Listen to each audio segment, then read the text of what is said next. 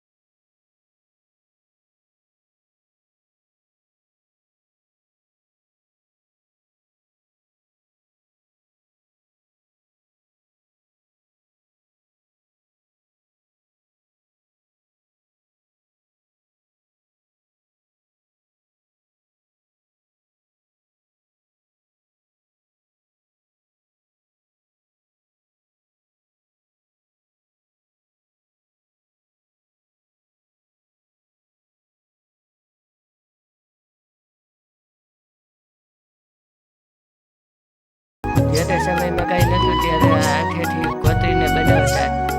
અહીં વાવમાં અલગ અલગ એવી મૂર્તિઓના કંડારેલા દ્રશ્યો આપ જોઈ શકો છો। આ બધી મૂર્તિઓ હાથેથી બનાવેલી છે। આ દશામાં જેવું તમને જરાક દેખાય એવું છે, મને તો એવું જ લાગે છે। સમય જતાં મૂર્તિ અત્યારે બહુ દ્રશ્યમાન નથી થતી। આમાં તમે જોઈ શકો છો એમ ગણપતિ દાદા જેવું તમને આકૃતિ આવે છે, તો નિહાળજો પૂરેપૂરી આકૃતિ।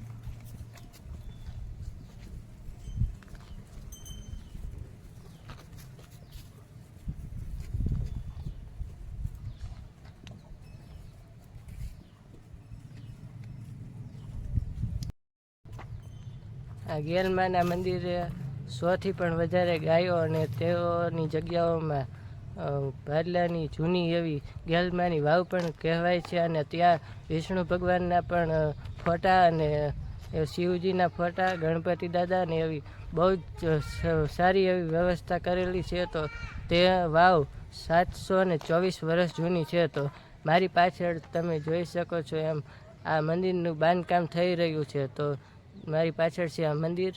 તો તેનું બાંધકામ થઈ રહ્યું છે. તો ત્યાંનું શૂટિંગ કરવાની મનાઈ હોવાથી હું તમને આ ગેલમાના મંદિરના દર્શન પણ કરાવી શકતો નથી અને ત્યાં વિડીયો શૂટિંગની પણ મનાઈ છે.